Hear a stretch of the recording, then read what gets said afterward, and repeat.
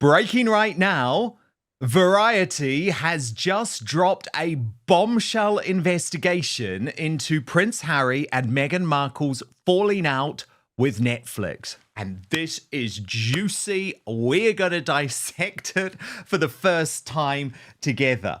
Look at that. Why the royal couple is struggling in Hollywood. And there's some really fascinating detail here. Plus, brilliant pushback from Harry and Meghan, who are now trying to accuse Variety magazine. For those who don't know, Variety is like the Hollywood Bible. It's as woke as you get, of some type of misogyny, simply for reporting the truth. So I need you to do something for me right now. It is free. It is easy. It is simple. Just hit that subscribe button on YouTube. That's because over 50% of you watching this video haven't done that yet. And it is the best way to support Outspoken. So this is just hilarious, isn't it, Lalani? Because for such a long time, we've had this sense of Meghan being a nasty control freak behind the scenes, almost treating Prince Harry like he's her little child, you know. Just shut up. I'm going to say what you really think.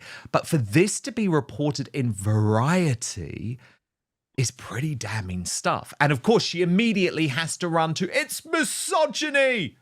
It's always something like that. There's always some label someone's got to put onto it. But I think anyone that watches any of their shows or when they do an interview together can see the body language for themselves. You know, it is a kind of putting the hand on as if to say, hold on, let me answer this. I've seen it myself, and you've had him on your show before, the body language expert. I think his name's, is it Jesus? Oh, yes, Jose, the body language guy, the royal rogue. He's brilliant.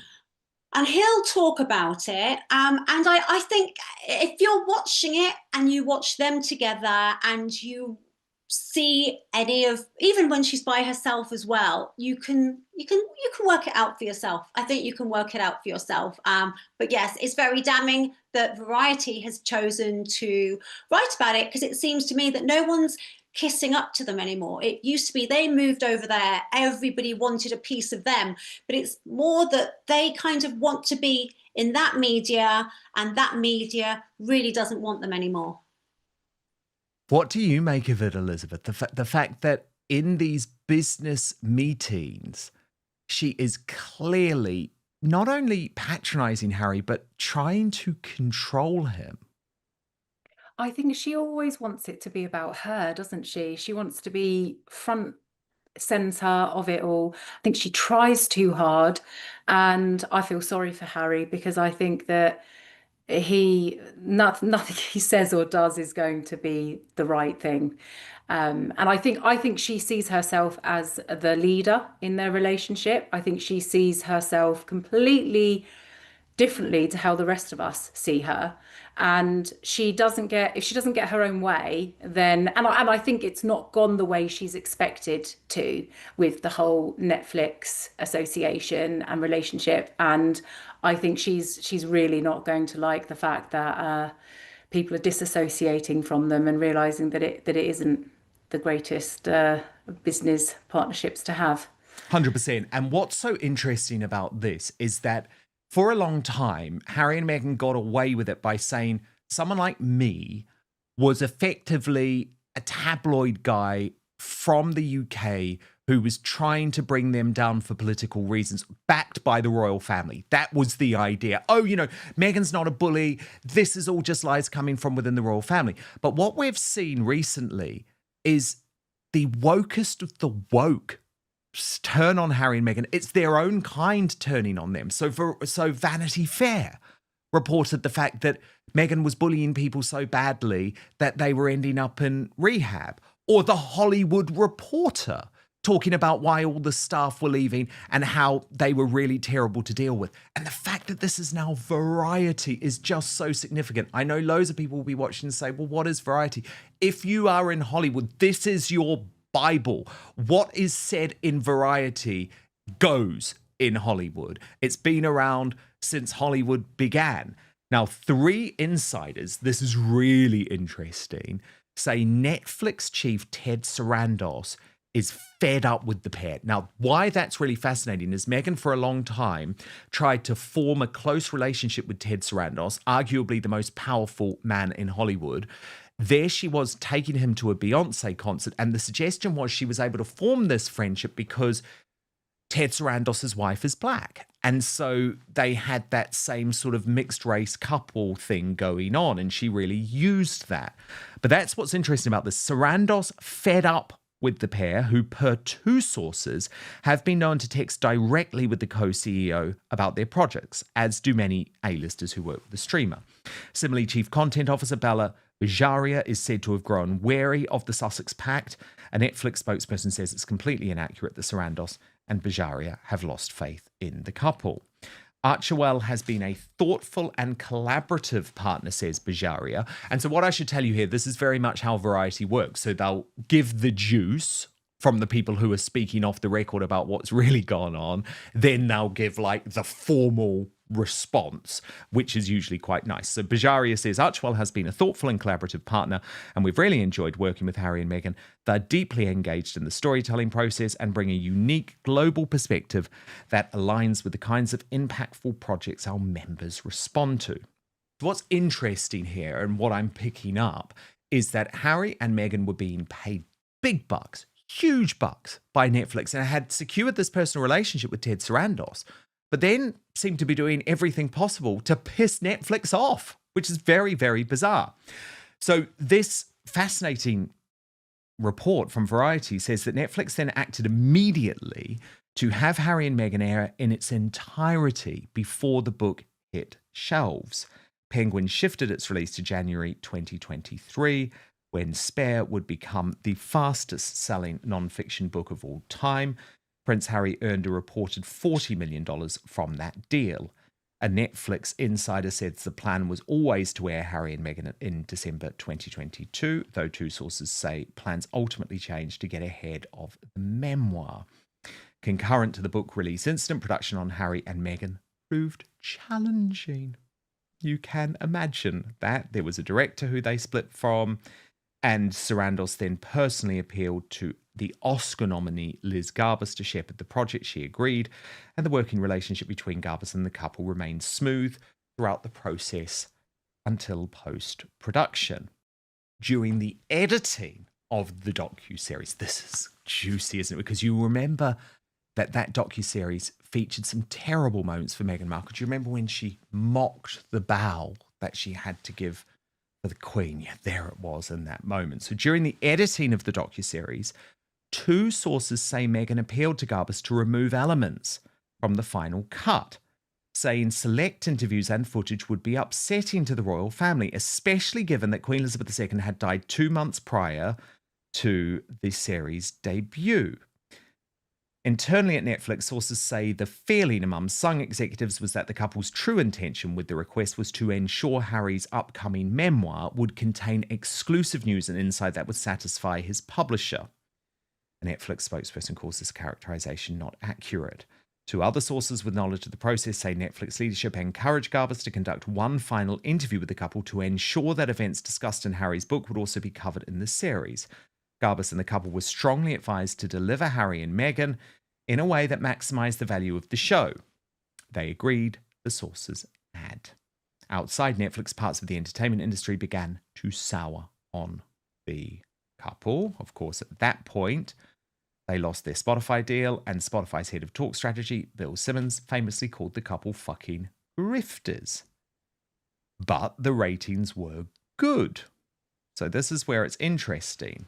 But A-list talent and directors, according to this Variety exposé, were hesitant to work with the pair. Perceptions were shifting in the industry and across the US thanks to comments like Simmons and similar remarks from the then UTA CEO Jeremy Zimmer, who says, turns out Meghan Markle was not a great audio talent or necessarily any type of talent. Scripted projects with Netflix, including the animated series Pearl, were scrapped. The Sussexes have not produced a single scripted project in their nearly 6 years at Netflix. Now, she then signed with WME, and Ari Emanuel. But within 3 months of Meghan becoming a client, key members of the team assembled to represent her dropped off the account, including Emanuel, which again is very interesting.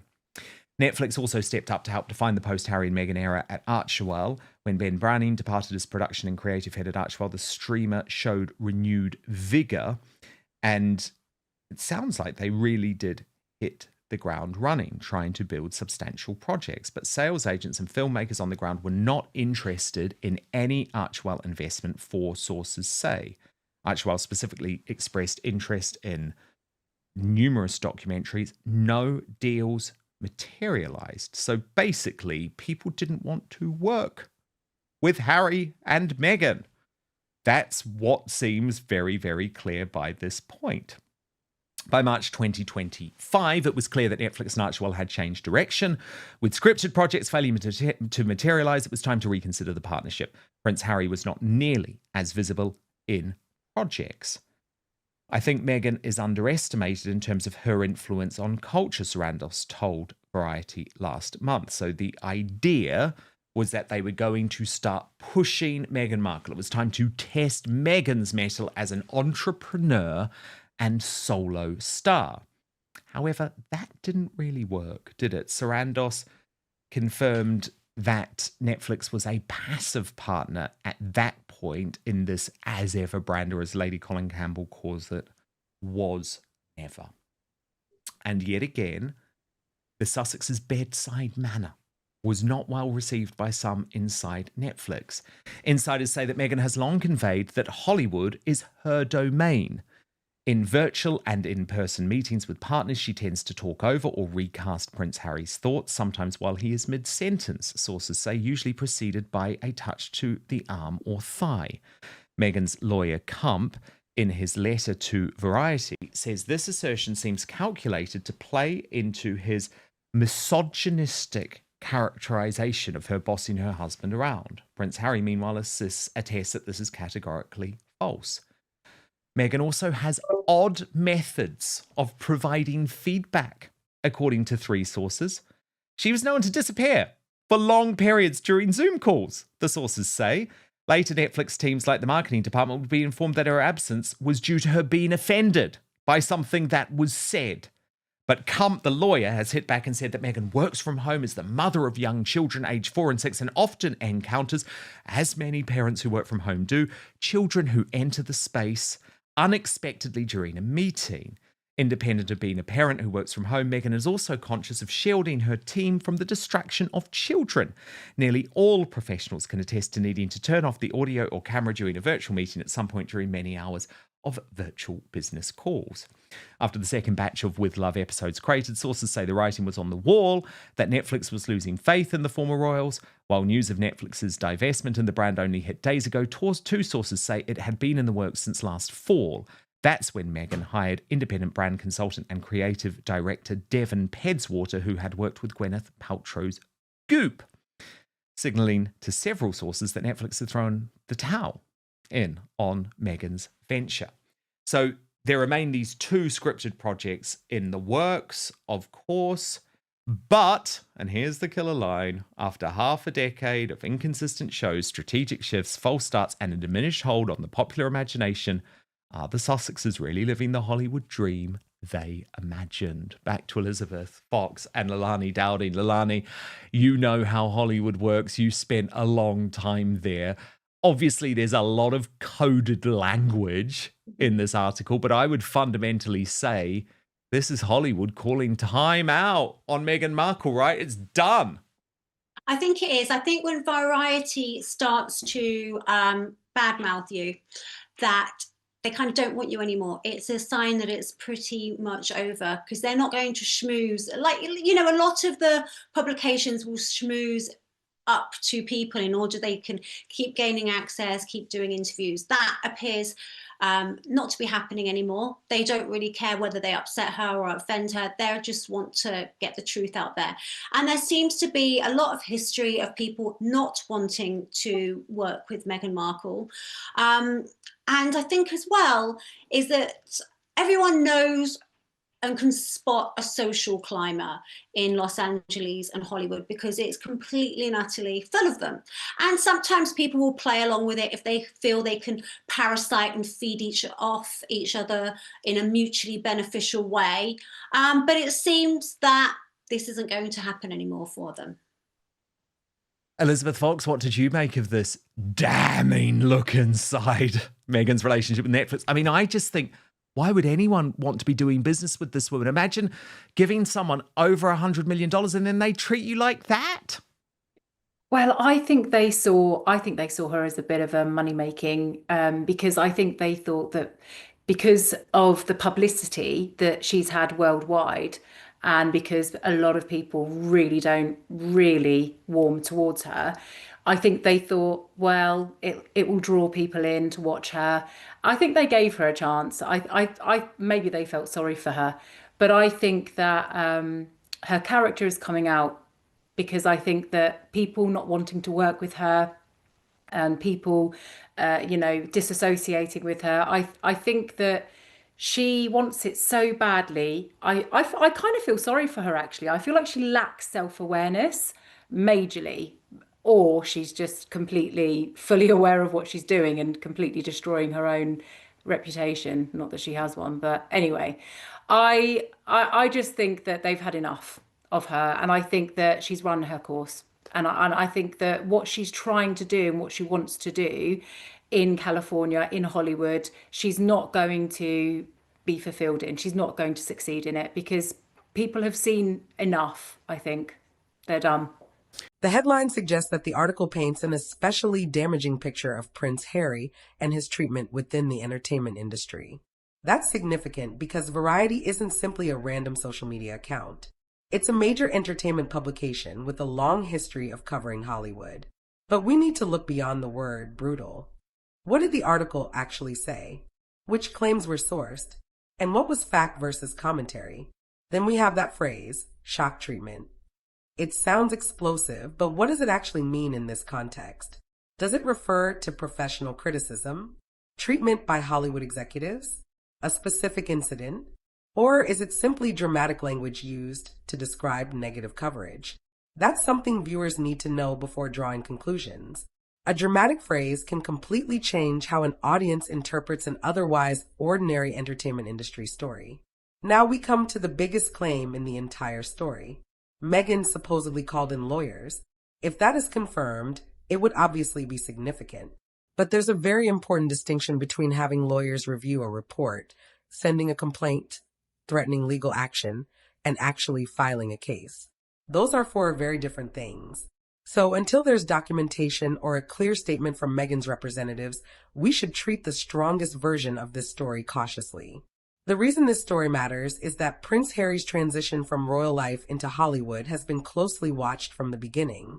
He and Meghan entered the entertainment industry with enormous global recognition. That gave them a huge advantage, instant attention. But it also created a huge disadvantage. Every project, every interview, every commercial decision is scrutinized far more intensely than it would be for an ordinary newcomer. And when something goes wrong or even appears to go wrong, the headlines can become brutal. The headline describes this as a falling out. But falling out with whom? Is this supposedly a dispute with Variety itself? With Hollywood executives? With a particular source? Or is the disagreement simply over how Harry and Meghan are being portrayed? Those distinctions matter. One critical article doesn't automatically mean an entire industry has turned against someone. But if the reporting reflects a broader pattern of professional criticism, then the Sussexes have a legitimate image problem to address. This isn't the first time Harry and Meghan have faced intense negative coverage. Their public life has involved years of disputes with journalists, commentators, publishers, broadcasters, and members of the media. That history means every new criticism comes with additional baggage. Supporters can see it as another example of unfair treatment. Critics can see it as evidence that the Sussexes repeatedly clash with the media. And once those two narratives are established, almost any new story gets filtered through them. Here's an interesting question. If Meghan really is considering legal action, could that actually make the story bigger? because involving lawyers can sometimes amplify a controversy rather than make it disappear. Suddenly, a critical article becomes a legal story. More outlets report on it, more commentators debate it, and the original allegations receive even more attention. That's the paradox of reputation management. Sometimes fighting a story gives that story a second life. So what happens next? If there really has been a legal complaint or formal action, we should eventually see something more concrete. If there hasn't, the controversy may simply remain another battle in the ongoing media war surrounding Harry and Meghan. Either way, the most important thing is to watch what actually happens, not what the most dramatic headline predicts will happen. So, is Meghan Markle really calling in the lawyers after a brutal Variety exposé? It certainly makes for an explosive headline. But until there's clear confirmation of legal action, we should distinguish between a reported reaction, legal consultation, a formal complaint, and an actual lawsuit. The bigger question is whether the criticism surrounding Harry reflects one isolated report, or a growing challenge for the Sussexes as they try to establish themselves outside the royal family. Because in Hollywood, attention can get you through the door, but reputation, relationships, and results determine whether you stay in the room. So what do you think? Has the Variety controversy gone too far, or does the criticism of Harry raise legitimate questions about his Hollywood career? And if Meghan really has involved lawyers, do you think legal action would help protect the Sussexes' reputation, or simply make the story even bigger?